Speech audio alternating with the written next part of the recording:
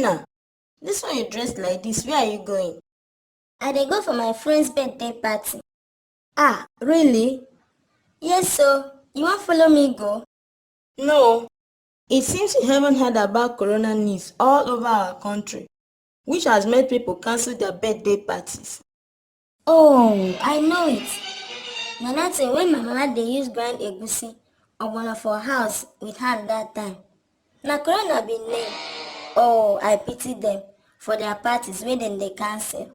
Abeg o, make e no affect those wey go cook for me when I go marry, because I go marry very soon. No, Annabelle, it is not hand grinding machine, but coronavirus that is killing people all over the world now. Abeg comot for road, I be wan follow me go. Anna, please don't joke with everything.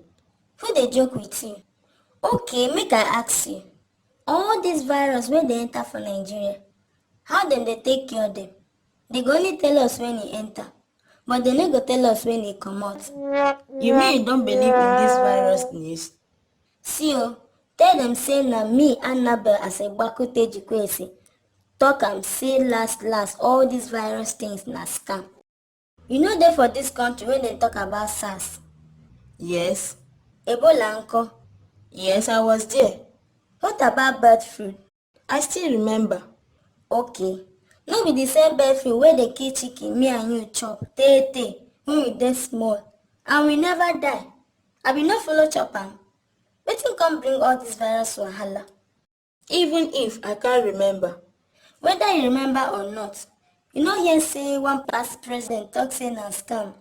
E don chop money for Ebola, bird flu, and e come for corona abi coronavirus. Maybe donation money give am and e come tell us na scam dem dey do us. Who is the president? You no dey read news? Who said it? Na so dem talk.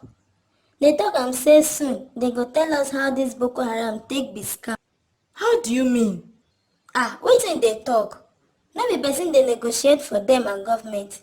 The day wey dey go change dat person and put another person, the former person go do the same thing wey dis past president do, because all of dem na dem. Abeg o, please make I start going as you have involved Boko Haram. Abi you don join dem? You see am, na dem.